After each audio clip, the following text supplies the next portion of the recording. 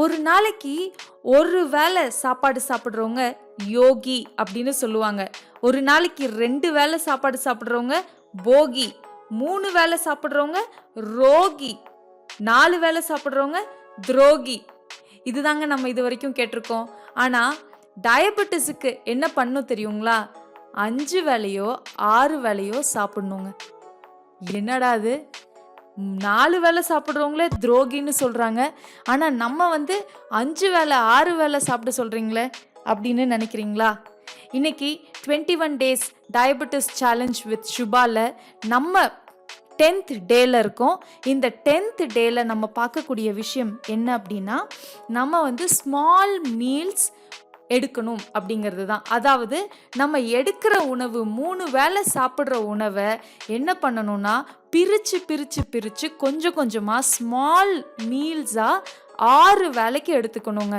எடுத்துக்காட்டுக்கு காலையில் 4 இட்லி சாப்பிட்றோம் அப்படின்னா அந்த 4 இட்லியை பிரித்து காலையில் 2 இட்லி, அதுக்கப்புறம் கொஞ்ச நேரம் கரைச்சி ஒரு 2 hours கரைச்சி திரும்பவும் ஒரு 2 இட்லி அப்படின்னு சாப்பிட்டோன்னு வச்சுக்கோங்களேன், நம்மளோட குளுக்கோஸ் ஃபார்மேஷன் ரொம்ப ஸ்லோவாக நடக்குங்க. அதே மாதிரி நம்மளோட சுகர் லெவல்ஸ் ரைஸ் ஆகவும் விடவே விடாதுங்க.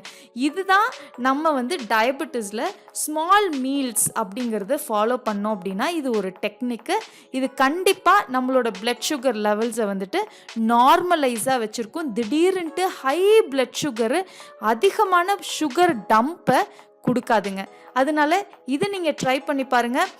அதுக்காக 5 வேளை 6 வேளை சாப்பிட்றதுக்காக அதிகமாக சாப்பிட்டு ஒவ்வொரு வேளையும் டேஸ்டியாக இருக்குங்கிறதுக்காக ரொம்ப சாப்பிட்டீங்கன்னு வச்சுக்கோங்களேன், துரோகி இல்லைங்க, வேற என்னவோ இன்னும் ரொம்ப மோசமாயிரும்.